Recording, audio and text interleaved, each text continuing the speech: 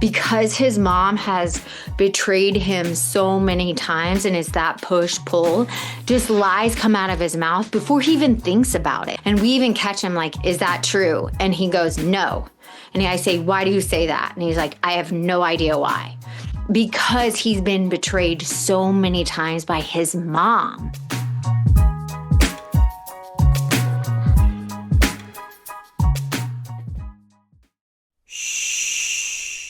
Welcome to the Secret Life Podcast. Tell me your secret. I'll tell you mine.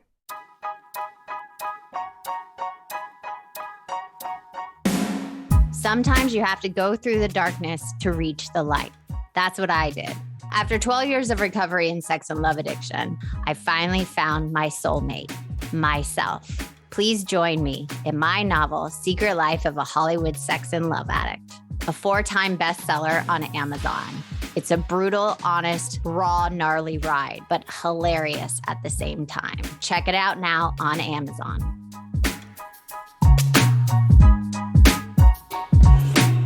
Welcome to Secret Life Podcast. I'm Brianne Davis-Gant. Today I'm pulling back the curtains of all kinds of human secrets. We'll hear about what people are hiding from themselves or others. You know those deep, dark secrets you probably want to take to your grave? Or those lighter, funnier secrets that are just plain embarrassing? Join me each week as we take a deep dive into one subject matter, exploring the how, what, when, where, and why of it all. Get ready for a more focused, more revealing journey of the human experience. This is Secret Life, and I'm excited for you to join the ride.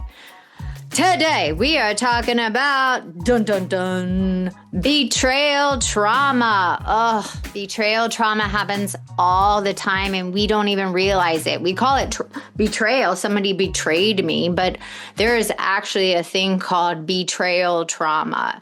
And there's 4 different types of betrayal trauma, and it's happening all around. And we just think of like, oh, someone betrayed me. But it's really this deep, deep, distressing, traumatic experience caused by this significant violation of trust by a close, trusting person, or it can be an institution, it can be a parent, it can even be an interpersonal, and your partner, obviously. So those are the 4 types. So let me just even go into those. So parental, I am dealing with a lot of people that have betrayal trauma, like in their body from their parents when they were young. I'm dealing with like a 21-year-old right now that his mom has betrayed him over and over and over again through so many years. And he had this deep, deep distrust in people. And so he just automatically lies. It's like he's not a pathological liar. You could label him that if you wanted, but it's almost like a survival tactic. Because his mom has betrayed him so many times and is that push-pull, just lies come out of his mouth before he even thinks about it. It's not like he's sitting there going, I'm going to lie to get one up on that person. It's like he just says the lie. And we even catch him like, is that true? And he goes, no. And I say, why do you say that? And he's like, I have no idea why. Because he's been betrayed so many times by his mom. So when you have parental betrayal trauma, when someone you depend on for your needs is met with abuse and has failed to protect you from harm, and they're the ones doing it, it is this deep, deep trauma. It's like so embedded, it's almost in your gut that it is hard to move forward. Then you go to intimate partner betrayal. That is where your partner has had an emotional affair, a physical affair, or even what they tell you isn't true. Like you ask them something and you can see they're not being honest, or they manipulate you, or they gaslight you, or they just never show up fully. Even if they are avoidance themselves, there's a betrayal in that because they're not fully there. When someone's not fully there, there's a betrayal with they're not fully showing up. So deep inside, you feel like you're getting betrayed, that that person isn't fully who they are. So A lot of people I deal with my clients, that their partners feel betrayed because of their have a love addiction, or they're flirting outside of their relationship, or a sexual addiction. Even sometimes when they have an agreement, because they keep it hidden, even in an agreement, there's betrayal there. Or even when their partner makes them lie for them, there's betrayal on top of that. Institutional betrayal. When an institution, a school, the police department, any institution, when an institution betrays you, you lose all trust in the system, in our system, in our government, which is happening a lot right now. When an institution impacts you in a way that is directly opposed to what it portrays itself to be. It states like, these are our goals, and it does not protect you. So a lot of people, when they go into the court system, if someone's getting a divorce, and they protect the narcissist, protect the abuser instead of the victim. They side with the person that has the money, who normally is the abusive one. That's an institutional betrayal. And lastly, interpersonal. When a trusted friend, peer, individual betrays your trust, that is brutal, which some people I know are going through now, where a friend betrayed your trust. They could see it as they're doing something nice, but are trying to be helpful, or who knows what twisted thoughts they had. But deep down, you trusted that person, and then they betrayed your trust, and it is like someone gutting you with a knife, and it's like this intense, who do I trust, who do I turn to, I don't know which way is up or down. And it occurs, like I said, infidelity in relationships, abuse, lies, deception, abandonment. When someone keeps that push-pull coming in and out of your life, or just disappears and ghosts you after being friends. I even had a client right now, they've been friends for years, and all of a sudden this friend just leaves. That's betrayal trauma. When someone just leaves and doesn't explain why, that's betrayal trauma.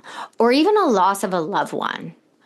I have a client that she lost her father at a very young age, and I have tried to explain to her that even feels at a young age, that her dad passing feels like a betrayal to her young soul, that the loss of him, even though he didn't choose to die, he just died. It feels like a betrayal, and that is a traumatic experience for a young child.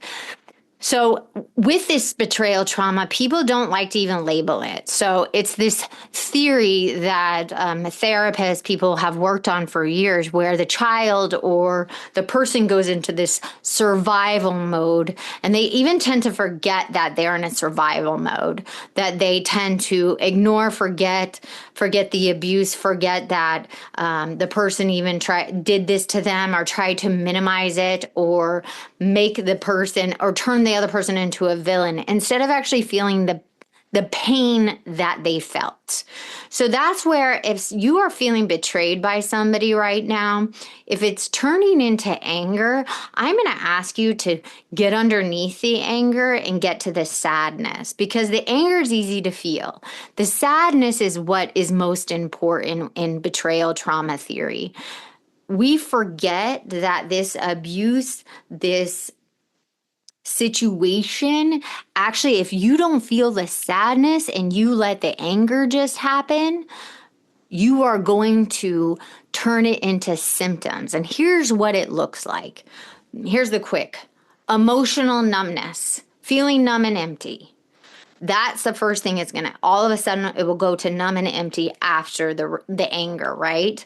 Then you will start having intrusive thoughts, flashbacks, nightmares of this person, and you won't be able to sleep that well. Then it can turn into physical pain. That happens a lot. People then get headaches, their back goes out. Then you have increased disassociation. So it starts affecting your other relationships. It can go back to the feeling of anger and irritability in the relationships you have, the healthy relationships you have, and you start losing trust in yourself and others. And you become very suspicious and hyper vigilant with everything. You then turn it on self, low self-esteem. You don't trust yourself. And in that, you go to the past and depression starts happening. Then you go to the future, anxiety. So you start going to the future and the past, rethinking everything, overthinking, almost over worrying. And then you don't turn to the people closest to you because you don't trust. You don't trust yourself and you don't trust others. So you stop talking about it. Then you stop sleeping and you stay awake normally. Then post-traumatic stress happens. So it is literally, it like bleeds out into the rest of your life. So these are things you have to start working on. And you then start withdrawing from things you used to enjoy and you lose interest in everything. And then the last thing that normally happens is substance abuse or addiction tendencies. So even if you don't have a chemical addiction, it literally will turn into overeating, anorexia, being on the phone too much, numbing out with video games. It turns even to those other things, spending too much money, gambling, being on the stock market. Literally, it bleeds into everywhere because this situation where this person or this institution that you relied on to protect you, it literally broke your trust. And now you don't have anywhere to turn. And that's why it's so fucking traumatic. So here are some fucking tips to get out of this betrayal trauma. First, you got to know it's trauma. First, you got to go, wow, this person, this situation, this institution, whatever it is, this is trauma. This is trauma. And here's the thing. I debated, I think, with 2 people last week. That's why I decided to do this show. I debated with people like, no, this is trauma. And they're like, no, it's not. Trauma is when you get in a really bad car accident or someone's shot in front of you or dies in front of you. I said, oh, yeah, that's trauma too. But anything that jars you, breaks your trust, like it's like whiplash, cold water splashed on you, that can be considered trauma. And especially if you've had somebody in your life for a long time, especially a parent or someone that's been there and then like the rug's pulled out from under you, that's actually more traumatic than somebody at war or somebody that has been in a bad car accident. Because you can literally take that situation in or event or that time period and just work on that. You can work on that, break down those traumatic experiences, work on those PTSD situations, give that person tools, see they're not in war anymore, see they're not in that car situation, doing and put them back in the car, work through it. You can actually help someone move through that quicker than being with a parent that has literally broken your trust that you've known for 20 years. That is supposed to be unconditional love, a safe person, or a friendship of 20 years. Do you get what I'm trying to say? Like, that is a whole fucking rewire of the brain for 20 years. That is a whole other where you have to go, oh my God, you have to look at and rewire so much that you thought you knew. So it's like long-term trauma, long-term rewire, long-term, what did I miss? Long-term looking at the red flags. Long-term was this, you have to go through it. And especially when it's a parental betrayal trauma, that is to your core, a death of a person, a death of, if it's an institution and it's a church that has broken your trust, or it's a church that was turned into a cult, that is a whole like death of who you were, and you have to rebirth yourself. It's a total rewiring of self. So you have to acknowledge that it's trauma. It's a huge trauma. So second thing, take care of your body. Start focusing on your body. Body work is number one because it hits the body first. So I have people do Reiki, rage room work, especially if the rage is there. Doing acupuncture, getting an acupuncture mat, doing red light therapy has been amazing for me and some of my clients. Doing all the DBT skills, the nervous system work, when you're getting anxious, all these things that you start focusing on body, getting out in nature, laying in the sun, there's just so cupping. There's so many amazing things. You start taking care of your body. Okay, then you start focusing. What are my healthy relationships? That a healthy relationship that I can start leaning into, because you need those. Even though it's terrifying, especially if it was a trusted person that broke, you need those. You have to start leaning in. Then learn to start setting boundaries with yourself and boundaries with others. Because usually you lost boundaries somewhere. You lost them with the institution, you lost them in relationships, you had boundaries and you enmeshed somewhere. There was emotional incest with a parent. You lost yourself. You didn't build yourself, sense of self. So you start learning to set boundaries with yourself and other people. Start actively calming your nervous system. I have a whole thing at night I do that helps me recalm my nervous system from a 10-day sessions a day. Having a 6-year-old, where do you need to reset your nervous system? Then start telling your story. Because when you start telling your story, it takes the power away where it's in your head. And write out your story, journal about your story, tell your story to different people so that you can get it off of you and start helping yourself heal and take the power out of your head. Find your passion or rediscover an old one. I don't care if it's not giving you the oomph. I'm so tired of people saying, where's my oomph? I need my oomph back. When you have betrayal trauma, you're not going to get the oomph because it's taken from you. You have to push yourself. You have to do the things. Wow, I used to love jump roping as a kid. I'm going to go jump rope. I used to love hiking. I'm going to go hiking. Even though it doesn't feel like inspiring, you got to go do it. You have to push yourself to go start just doing, even if it doesn't feel like exciting, because you're going to start building little building blocks to get back into life. And sooner or later, the neurons in your brain will actually start clicking again. You got to talk to someone that is trauma informed. I can't express that enough. Someone that's educated, has been trained, has been certified, trauma informed. And then lastly, commit to your own personal growth. When you start feeling better, this is the number one key. When you start feeling better, which you will, you're not going to feel like this forever. If you start doing these things and working through it, you will start feeling better. And this is, once you start feeling better, keep going, double down and keep doing more. The people that get stopped and stunted and stay in one place and don't keep moving forward and then get back into their own personal hell, it's because they get to a good place and then they stop because they're like, oh, I'm good. It's like, no, dude, double down, do more.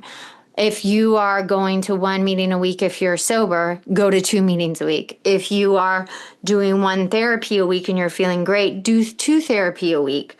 If you are exercising twice a week, exercise and then go hiking a third, do a little more if you're feeling great, because that's the difference. That's the progression. You will get better even faster. So those are my tips that will make you get through this betrayal trauma faster. And here's the deal. This all happened for a reason. I always think so. I always think my lowest of the low, like the things where the institutions that betrayed me, the people that betrayed me, the situations, even the parent situation, the friendships, all that, and my partners even, when it came down to it, I was always the common denominator. I was the one that was there. And I was like, what is this teaching me? Do I need to be better? Do I need to pick better people around me? Is there something about me that needed to change? Did I create this scenario? I literally, when anything like this happens and a shitty thing happens and a shitty person did something to me or this institution got one up on me, I go, what did I miss? And usually, and I'm not saying this for every time, especially with a parent, take this with a grain of salt, because when you're a child, it's never your fault. But outside of that, I always look at myself and go, wow, this is a great learning time for me. And it always teaches me something and I become a better person. And that is our goal on this planet. We go through really hard times. Shitty things happen. We're not always supposed to be happy. Sadness happens. Grief happens. That is a part of living on this planet, but we're here to do better and be better and leave it a better place. And sometimes betrayal happens to teach us something. And whenever someone has betrayed me, I have looked deep in myself and gone, this person came into my life and this situation happened and this is so fucking painful and this has broken my heart. But what did I miss and what can I learn from this? I didn't hold my boundaries. I needed to be better. I needed to pick better friends. I needed to show up better for myself. Like all these things came out above it and it just made me such a better person. So, and even with my parents, like the things that they did, and I'll just shout out to them, they're going to hate it. But like when I saw the moments I was betrayed by them, I got to see like their brokenness and their journey and like forgive them and like let go of like heal my pain. And then I got to even say it to my mom one time, like, and then she got to say, I'm sorry I wasn't such a great mom. And it was such a healing moment for us. And it was so hard, you know, because I wish it was different at times with her. But that betrayal I felt like as a young child, it was lifted. So it was such a lovely moment, even between my mom and I, when I felt betrayed at moments with her. She then got to take accountability, and then we healed that betrayal trauma that I had and was carrying around. Does that make sense? So I hope this helped you, whoever's struggling out there. Thank you so much for listening to Secret Life Podcast. I love to hear your thoughts on this week's topic. If you have something you want me to talk about, send it my way. secretlifepodcast@icloud.com. Until next time. Bye.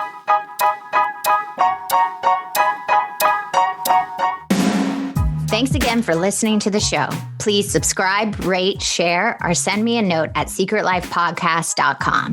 And if you'd like to check out my book, head over to secretlifenovel.com or Amazon to pick up a copy for yourself or someone you love. Thanks again. See you soon.